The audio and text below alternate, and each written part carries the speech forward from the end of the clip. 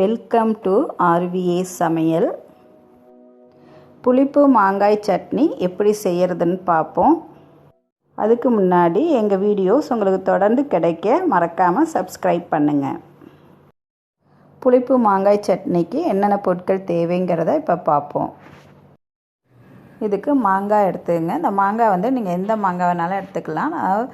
ஒட்டு மாங்காய் ஒரு பாதி மாங்காய் எடுத்திருக்கேன். அதே மாதிரி மிளகாய், காஞ்ச மிளகாய் ஒரு 8 எடுத்திருக்கேங்க. அடுத்தது பெரிய வெங்காயம் ஒரு வெங்காயம் எடுத்திருக்கேன். இப்போ அதுக்கு தேவையான சால்ட்டு கொஞ்சம் எடுத்திருக்கேன். நம்ம அரைக்கும் போது எவ்வளோ சால்ட்டு வேணுமோ அதை எடுத்துக்கலாம். மாங்காயை நான் இதுமாரி சின்ன சின்னதாக கட் பண்ணியிருக்கேன். அதுமாரி வெங்காயத்தையும் இதுமாரி சின்ன சின்னதாக கட் பண்ணியிருக்கேன். இப்போ அடுப்பில் எண்ணெய் சட்டி வச்சிங்க. அதுக்கு தேவையான அளவு எண்ணெய் ஊற்றிங்க. நான் ஒரு டீஸ்பூன் அளவு எண்ணெய் ஊற்றி அது சூடானோன்னா நான் வெங்காயத்தை போட்டு வதக்கிறேன். வெங்காயம் நல்லா வதங்கணும். வதங்குற வரையும் வதக்கிட்டு அதுக்கப்புறம் மாங்காய் போட்டு வதக்க போகிறேன்.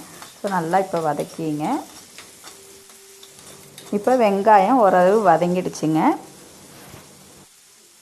இப்போ வெங்காயம் வதங்கிடுச்சு. வதங்கினதுக்கப்புறம் நான் இப்போ மாங்காய் கட் பண்ணி வச்சுருக்கேன், அதை போடுறேன். காஞ்ச மிளகாவும் இதோட சேர்த்து போட்டு நல்லா வதக்குங்க.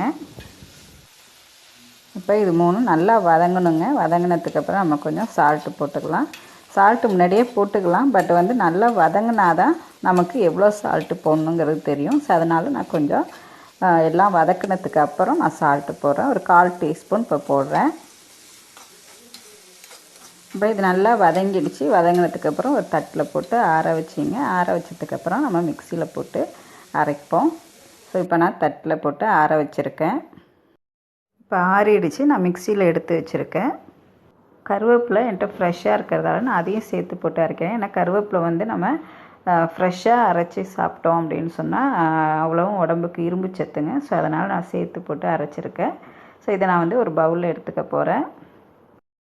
ஸோ சட்னி ரெடிங்க. இப்போ ஃபைனலாக நான் தாளித்து கொட்ட போகிறேன். ஸோ இப்போ நான் எண்ணெய் ஊற்றிக்கிறேன். எண்ணெய் கொஞ்சமாக ஊற்றிங்க போதும். இது எண்ணெய் காஞ்சோன்னா கடுகு, உளுத்தம்பருப்பு, பெருங்காய பவுடர் போட்டு தாளிக்க போகிறேன். ஸோ இப்போ எண்ணெய் காஞ்சிடுச்சு. கடுகு போடுறேன். கடுகு போட்டதுக்கப்புறம் உளுத்தம்பருப்பு போட்டிருக்கேன். இப்போ பெருங்காய பவுடர் போடுறேன்.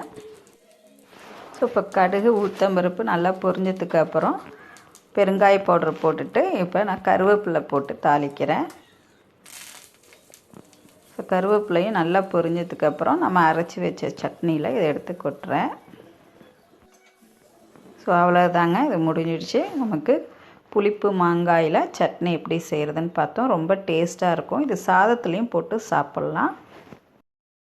ஸோ உங்கள் வீட்லேயும் இதை செஞ்சு பாருங்கள். மறக்காமல் லைக் பண்ணுங்கள், ஷேர் பண்ணுங்கள். தேங்க்யூ.